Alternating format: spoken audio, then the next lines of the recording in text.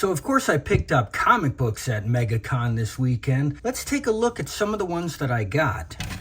So I wanted to see, could I get a Marvel comic older than my oldest Marvel comic for under $10? Nope, got close. I got Sergeant Fury issue 17. My oldest is 10. This is from February of 1965, but I got it for $7. How about, could I get any comic older than my oldest comic in my collection for under $10? Again, I got close. I didn't get older than my issue 11. I got issue 16. Still from 1946, but I got it for $7. And for fun, I got this from the same vendor. Another $7 comic, Superheroes Battle Super Gorillas. This is a one-shot comic from September of 1976. It reprints DC Comics stories from Action Comics 238, The Flash 172, and Batman 75. Okay, now at this point, I started to have some luck. Could I get an older issue of Iron Man than the one I got in the 1980s for real cheap?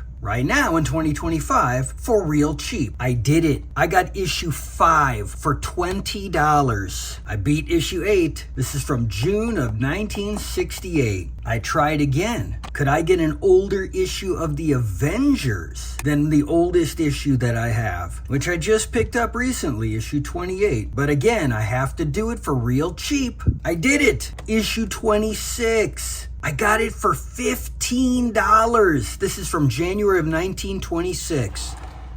Check that out. So I actually got both of these comics this year. Now it starts to get interesting.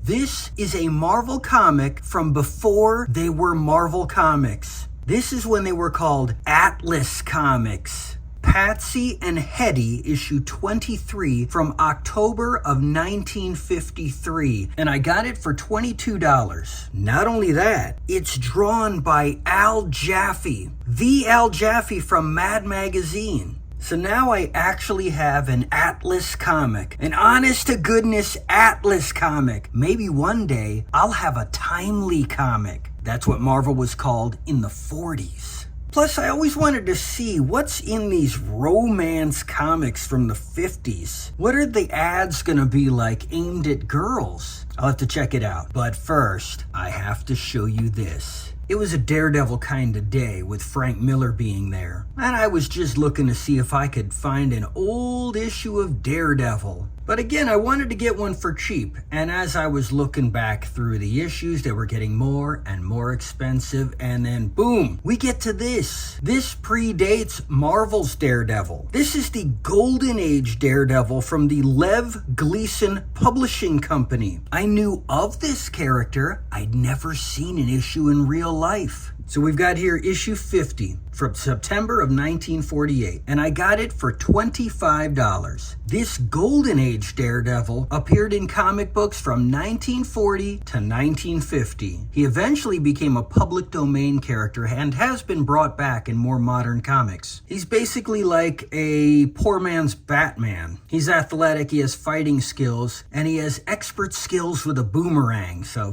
kind of like the Batarang. He just doesn't have all the money and the gadgets, the cool rogues gallery, but he was a very popular character and sold lots and lots of issues for years. Let's take a look inside.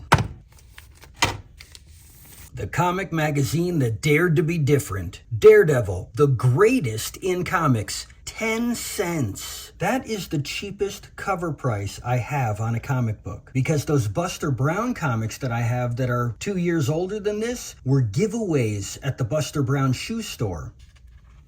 Daredevil and the Little Wise Guys. Story by Charles Biro. Art by Norman Maurer, 48. An ad for pens with your name on them. So the little wise guys are doing things and their adult buddy, the Daredevil, comes walking up with the boomerang tucked in his underwear. Oh, practicing the pole vault. Are you guys getting ready for the Olympics? It's an interesting looking character. Check out the belt with the sharp spikes sticking out of it. Boy, I would hate to. Look, his arm is hanging precariously close to that spike. Okay, so mostly it's these kids doing things. I don't see the Daredevil doing anything. He's not even showing. He just showed up in the beginning. What's this? He's showing up at the end. What is that? All he does? He talks to the kids? Apparently so. I did read that as the 40s were coming to a close and superheroes were falling out of favor, the Daredevil took a back seat to the little wise guy's side characters in his own comic, and by the end, he stopped appearing in his own comic at all. That's exactly what happened to Captain America. His comic became a horror comic book, and it was still called Captain America. He just was not in the comic at all.